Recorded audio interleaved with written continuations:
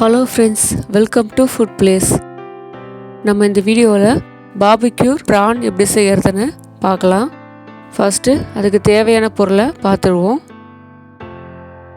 ஃப்ரெஷ்ஷாக வாங்கின இறா இது.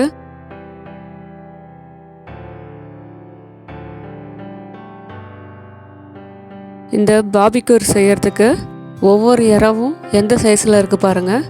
இந்த சைஸில் இருந்தால் தான் பாபிக்யூ செய்ய சூப்பராக இருக்கும். அடுத்தது இதுக்கு தேவையான பொருளை பார்த்துருவோம். பச்சை மிளகாய், பூண்டு, இஞ்சி, கொத்தமல்லி, எலுமிச்சம்பழம், புதினா, மிளகு, சீரகம், தனியாத்தூள், கரம் மசாலா தூள், மஞ்சள் தூள். அடுத்தது தயிர். இப்போது ஒரு மிக்ஸி ஜார் எடுத்துக்கோங்க. இந்த மிக்ஸி ஜாரில் பூண்டு பல், இஞ்சி, பச்சை மிளகாய், கொத்தமல்லி, புதினா, மிளகு,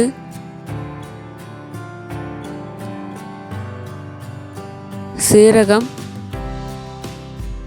தனியாத்தூள், கரம் மசாலா தூள், மஞ்சள் தூள், எலுமிச்சம்பழம் பிழிஞ்சு விட்டுக்கலாம். அதுக்கப்புறம் இதுக்கு தேவையான அளவு உப்பு சேர்த்துக்கலாம். உப்பு சேர்த்துட்டு மிக்ஸி ஜாரில் அரைச்சி எடுத்துக்கோங்க. அதுக்கப்புறம் தயிர் சேர்த்துட்டு மிக்ஸ் பண்ணி எடுத்துக்கோங்க. இப்போது பாபிக்யூ மசாலா ரெடி பண்ணியாச்சு. அடுத்தது இந்த மசாலாவை ஒரு மிக்சிங் பவுலில் சேர்த்துக்கலாம். இறாவை நல்லா க்ளீன் பண்ணி வாஷ் பண்ணி எடுத்தாச்சு. இந்த இறாவை நம்ம மசாலாவில் ஆட் பண்ணிக்கலாம். இறாவை மசாலாவில் சேர்த்தாச்சு. கையால் நல்லா மிக்ஸ் பண்ணி எடுத்துக்கோங்க. இந்த மசாலா எல்லாம் இறாவில் நல்லா ஊறணும். அதுக்காக ஒரு 5 மணி நேரம் நல்லா ஊற விடுங்க. இந்த மசாலா எல்லாம் நல்லா ஊறினா தான் இறா நல்லா டேஸ்ட்டாக இருக்கும். நம்ம சேர்த்த கொத்தமல்லி, புதினா, உப்பு, புளிப்பு எல்லாமே நல்லா சூப்பராக இறாவில் நல்லா ஊறும்.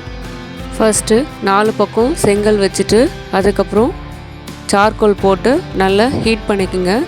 ஹீட் பண்ண பிறகு நம்ம ரெடி பண்ண ப்ரானை பாபிக்யூ கிரில்லில் வச்சுக்கலாம்.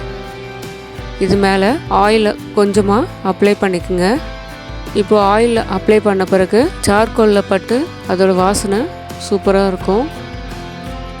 ஒரு பக்கம் நல்லா ஃப்ரை ஆன பிறகு இன்னொரு பக்கம் திருப்பி விடுங்க. இப்போது 2 பக்கமும் நல்லா கிரில் பண்ணி எடுத்தாச்சு. இந்த ப்ரான் சாப்பிட்றதுக்கு ரொம்ப டேஸ்ட்டாக சூப்பராக இருக்கும். வீட்டில் ட்ரை பண்ணி பாருங்கள். இந்த வீடியோ உங்களுக்கு பிடிச்சிருந்தா லைக் பண்ணுங்கள், ஷேர் பண்ணுங்கள், என்னோடய சேனலுக்கு சப்ஸ்கிரைப் பண்ணுங்கள். பக்கத்தில் இருக்க பெல் பட்டனையும் கிளிக் பண்ணுங்கள். மீண்டும் அடுத்த ஒரு ரெசிபியில் பார்க்கலாம். தேங்க்யூ.